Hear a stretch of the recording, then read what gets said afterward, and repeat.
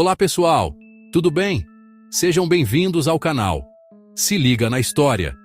Imagine um metal tão valioso que seu uso era estritamente controlado pela elite, proibido para a maioria das pessoas. Para produzi-lo, era preciso dominar rotas comerciais complexas, trazendo cobre e estanho de minas distantes. Este não era um metal para o dia a dia, mas sim um material sagrado, reservado para criar objetos de poder, armas de guerra e, principalmente, recipientes rituais para se comunicar com os ancestrais e servir os mortos. Esse metal era o bronze, e a China antiga fez dele a base de uma revolução silenciosa. Por volta de 2000 a.C., enquanto as últimas culturas neolíticas desapareciam, uma nova era de centros urbanos e poder centralizado surgia no Vale do Rio Amarelo, a Idade do Bronze chinesa. E com ela, uma nova figura de poder, o Rei Xamã, o Senhor do Metal, o único intermediário que podia falar com os deuses e espíritos. Hoje, vamos desvendar como o domínio do bronze forjou não apenas objetos incríveis, mas a própria estrutura de um império e sua conexão com o divino. Vamos nessa! Tudo começa em um lugar que redefine o conceito de cidade na China antiga. Erlitou, na província de Henan. Por volta de 1900 a 1500 a.C., este não era apenas um assentamento, mas um centro urbano planejado.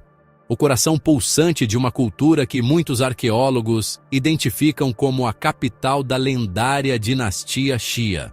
Imagine uma metrópole da Idade do Bronze, com um complexo palaciano central, ruas organizadas e bairros dedicados a diferentes ofícios. E o que torna Erlitou tão especial, o que a eleva acima de tudo que veio antes, não eram apenas os palácios, as muralhas ou a complexa organização social.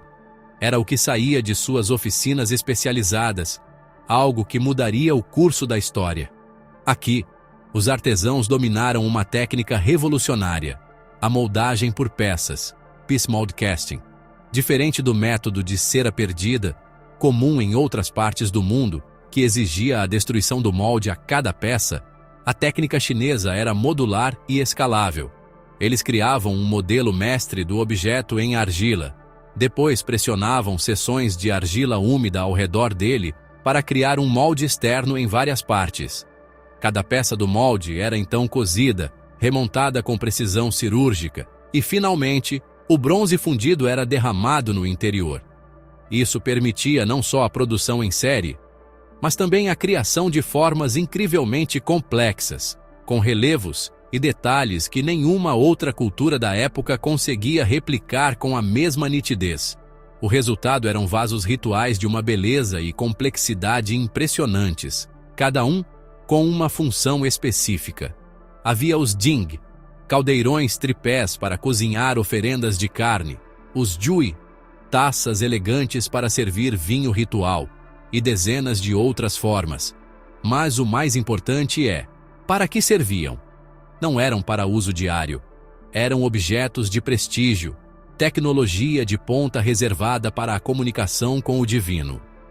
A elite de Erlitou monopolizou não só o metal, mas a própria comunicação com o além. Diferente de outras civilizações, que usavam bronze para ferramentas agrícolas e utensílios domésticos, a China antiga fez uma escolha consciente e estratégica. O bronze era para a elite. O estanho e o cobre, os ingredientes essenciais da liga, não eram encontrados juntos.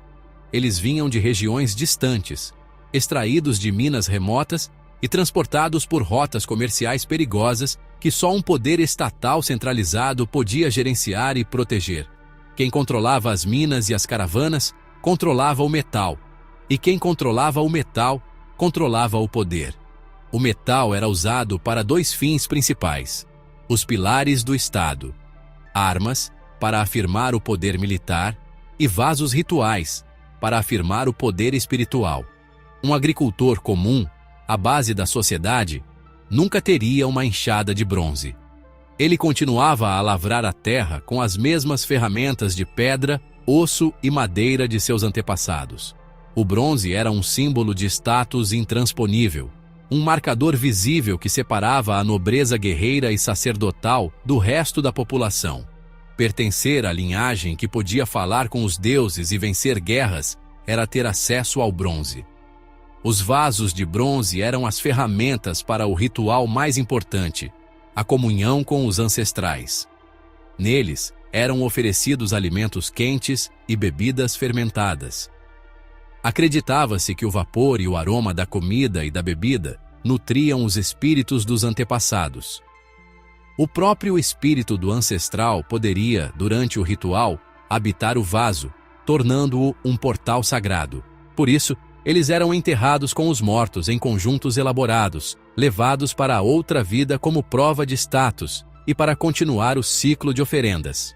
Ser dono de um conjunto de bronzes significava que você tinha ancestrais poderosos para interceder por você no mundo espiritual.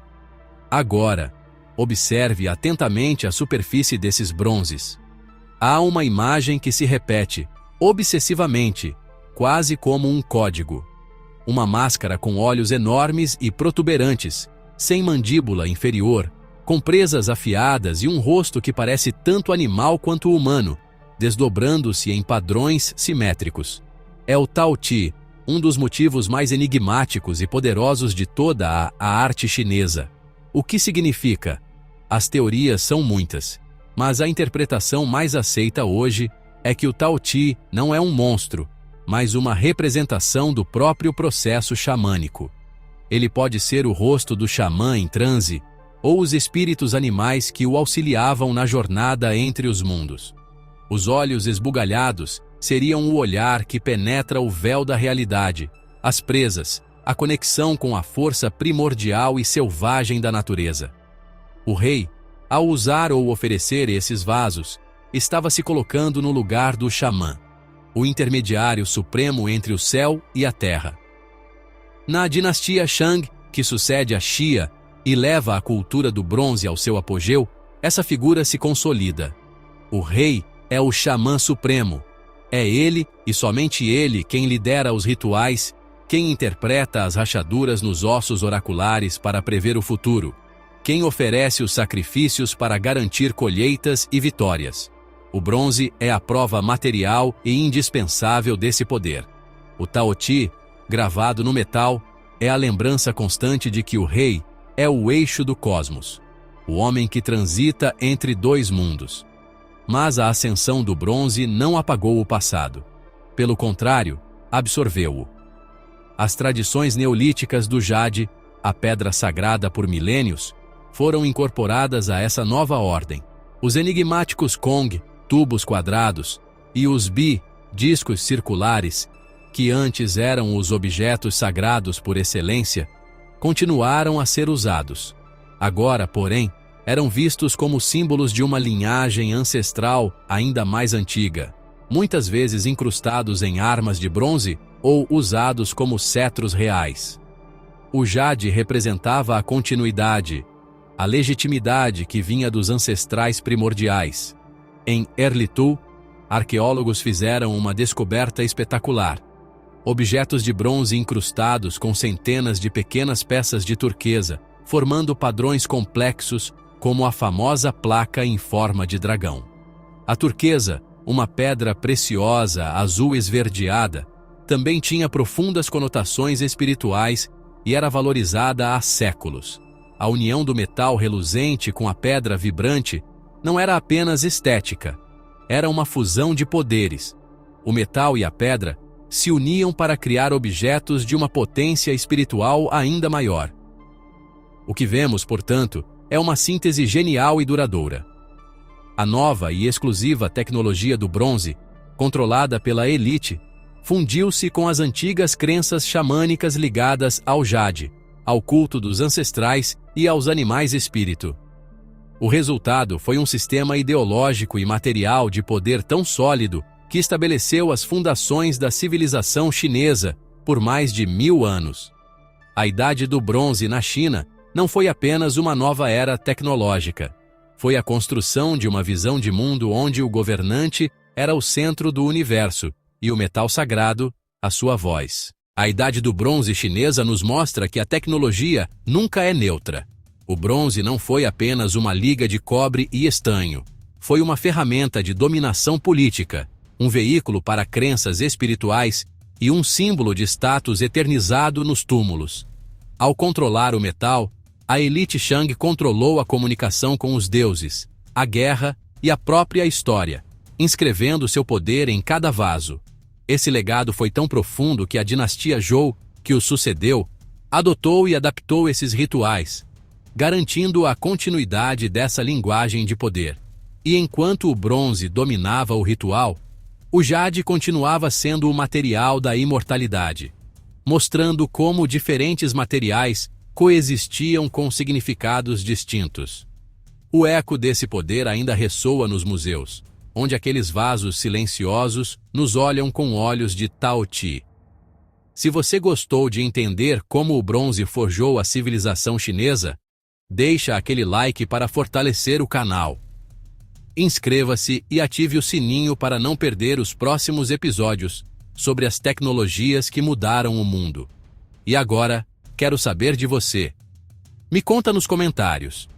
O que você acha da máscara Tao Ti? Ela é um guardião protetor ou um monstro devorador? E qual outro aspecto da China antiga você gostaria de ver por aqui? Vou adorar ler sua opinião e sugestões. Compartilha esse vídeo com a galera que ama história e arqueologia. Espero que tenha curtido essa viagem no tempo e que ela tenha despertado ainda mais sua curiosidade. Te vejo no próximo vídeo. Até a próxima!